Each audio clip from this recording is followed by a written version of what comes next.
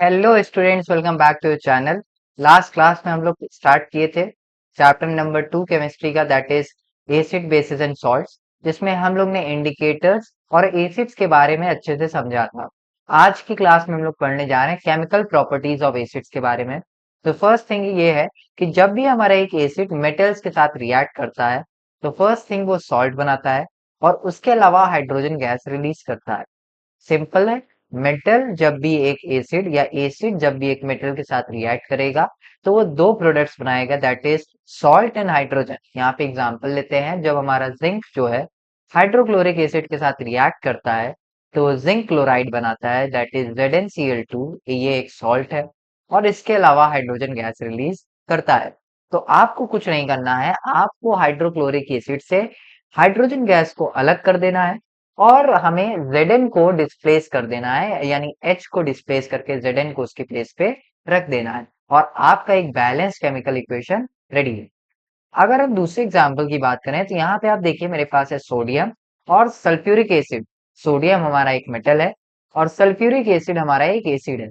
अब हमें पता है मेटल और जब एसिड रिएक्ट करते हैं तो वो एक सॉल्ट बनाते हैं। तो यहाँ पे सोडियम और सल्फर मिलेंगे जो कि सोडियम सल्फेट बनाएंगे, ये एक सॉल्ट है। और हाइड्रोजन गैस जो सल्फ्यूरिक एसिड से थी वो अलग हो जाएगी और वो रिलीज हो जाएगी। कभी कभी क्वेश्चन में पूछता है कि बताइए कैसे हम ये प्रूव कर सकते हैं कि हाइड्रोजन गैस जो है वो रिलीज हुई है, तो what is the test for hydrogen gas. तो अगर आप सच में टेस्ट करना चाहते हैं तो आप इसको क्या कर सकते हैं, by bringing a candle, lighted candle near it, if the gas Burns with a pop sound. ठीक है। अगर आप जब भी ये केमिकल रिएक्शन करेंगे तो आप देखेंगे कि इसमें से एक पॉप साउंड निकलेगी। जो पॉप साउंड है ये आप सिंपल भाषा में कहिए कि आपके एनसीईआरटी बुक में एक डायग्राम दिया है जिसमें एक एक्सपेरिमेंट है जिसमें शो कर रहा है कैसे हाइड्रोजन गैस रिलीज होती है। तो आप हमेशा देखेंगे कि उसमें से बबल्स निकलेंगे और उसी के साथ साथ पॉप साउंड निकलेगी। तो ये जो साउंड और ये बबल्स है ये प्रूव है कि आपके इस पूरे रिएक्शन से हाइड्रोजन गैस रिलीज हो रही है। जो दूसरा है वो ये है कि जब एसिड रिएक्ट करता है मेटल के कार्बोनेट के साथ, तो हमेशा याद रखिए जो चीजें हमने पहले पढ़ी है सेम है। ये सॉल्ट बनाएगा, कार्बोनेट है इस वजह से कार्बन डाइऑक्साइड बनाएगा और हाइड्रोजन गैस नहीं, अब ये वाटर बनाएगा। अब हमने देखा एसिड, जब भी एसिड रिएक्ट करेगा मेटल कार्बोनेट के साथ तो वही पहली चीज सॉल्ट बनाएगा, दूसरी चीज कार्बन डाइऑक्साइड बनाएगा और तीसरी चीज वाटर बनाएगा। इसका एक एग्जांपल लेते हैं सोडियम कार्बोनेट का। सोडियम मेटल है और कार्बोनेट हमें पता है CO3। तो Na2CO3 is a sodium carbonate. ये रिएक्ट कर रहा है किसके साथ, हाइड्रोक्लोरिक एसिड के साथ। जब ये रिएक्ट करेगा तो पहला सॉल्ट बनेगा, हमेशा याद रखिए NaCl। ठीक है। तो यहाँ पे Cl भी 2 थे और Na भी 2 था, तो हमने 2 को कॉमन करके 2NaCl लिख दिया, दैट इज सोडियम क्लोराइड। इसके अलावा CO3 है, तो CO3 में से CO2 तो हमारा कार्बन डाइऑक्साइड रिलीज हो जाएगा।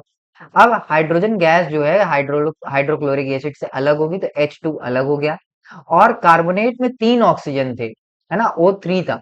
2 ऑक्सीजन तो हमने बैलेंस कर दिया, अब एक ऑक्सीजन जो बचा है वो हाइड्रोजन के साथ जुड़ जाएगा जो कि क्या बना देगा, वाटर।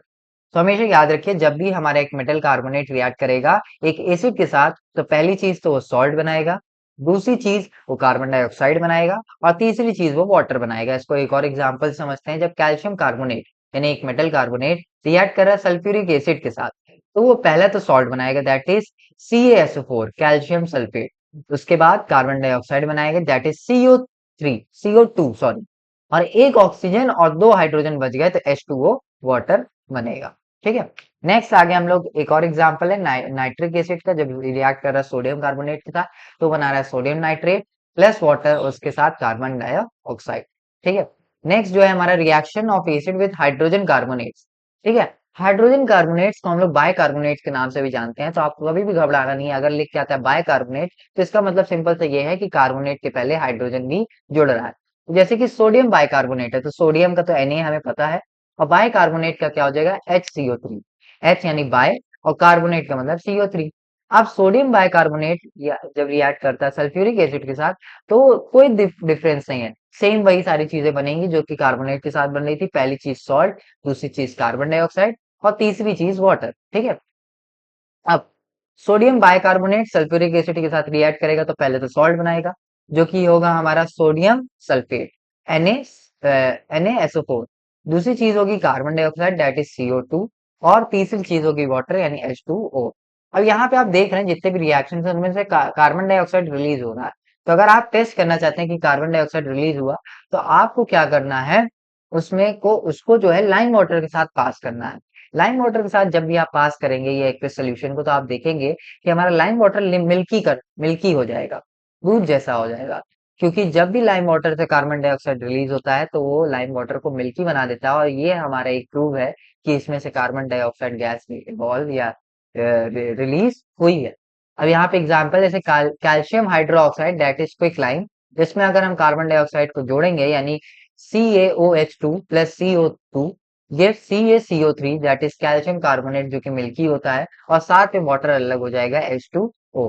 जिस तरह के कैल्शियम कार्बोनेट है CaCO3, ठीक है, और इसके साथ हमने कार्बन डाइऑक्साइड और वाटर को मिलाया तो क्या बन जाएगा, कैल्शियम हाइड्रोजन कार्बोनेट यानी कैल्शियम बाइकार्बोनेट हमारा बन जाएगा, जो कि हमारा इसी का उल्टा है। ठीक है, नेक्स्ट, कॉमन इन एसिड, सारे एसिड में कॉमन क्या होता है। तो एक चीज हमेशा याद रखिए, जितने भी एसिड है वे सब H प्लस आइंस को रिलीज करेंगे जो कि कॉमन होता है। चाहे वो वीक एसिड हो, चाहे वो स्ट्रॉन्ग एसिड हो, चाहे वो मिनरल एसिड हो, चाहे वो नेचुरल एसिड हो, कोई भी एसिड हो, हर एसिड एक्वस सोल्यूशन में यानी वाटर में जब भी डिसॉल्व होंगे तो वो क्या रिलीज करेंगे, वो रिलीज करेंगे H प्लस आइंस को।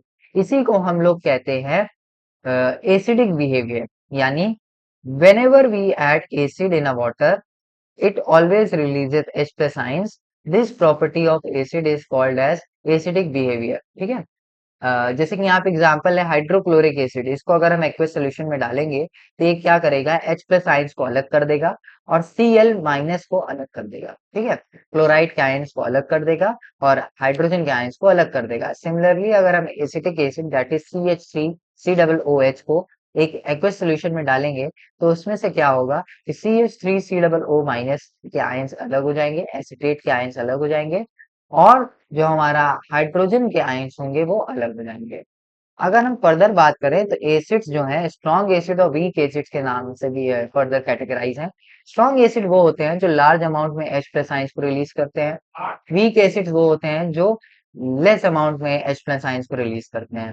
स्ट्रॉन्ग एसिड्स ऐसे होते हैं जो कंप्लीटली आयोनाइज्ड होते हैं। वीक एसिड्स वो होते हैं जो पार्शियली आयोनाइज्ड होते हैं, यानी ऐसे एसिड जो पूरी तरीके से आयोनाइज्ड हो और साथ में बहुत ज्यादा मात्रा में H प्लस आयंस को रिलीज करें, उन्हें हम लोग स्ट्रॉन्ग एसिड्स के नाम से जानते हैं, जैसे कि हाइड्रोक्लोरिक एसिड, सल्फ्यूरिक एसिड और नाइट्रिक एसिड। इसके अलावा वीक एसिड्स की बात करें तो ऐसे एसिड्स जो पार्शली यानी आधे अधूरे आयोनाइज्ड होते हैं। इसके अलावा ये कम मात्रा में, यानी अगर हम स्ट्रॉन्ग एसिड से कंपेयर करें तो ये H प्लस आयंस को तो रिलीज करते हैं पर उतनी मात्रा में नहीं जितने स्ट्रॉन्ग एसिड, कम मात्रा में रिलीज करते हैं, इस वजह से इन्हें वीक एसिड्स के नाम से जानते हैं, जैसे कि एसिटिक एसिड हो गया, कार्बोनिक एसिड हो गया, एक्सेट्रा। आज की क्लास में इतना ही। अगर आपको ये वीडियो पसंद आई हो तो इसे लाइक कीजिएगा, हमें सब्सक्राइब कीजिएगा। नेक्स्ट क्लास में हम लोग बेसिस स्टार्ट करेंगे।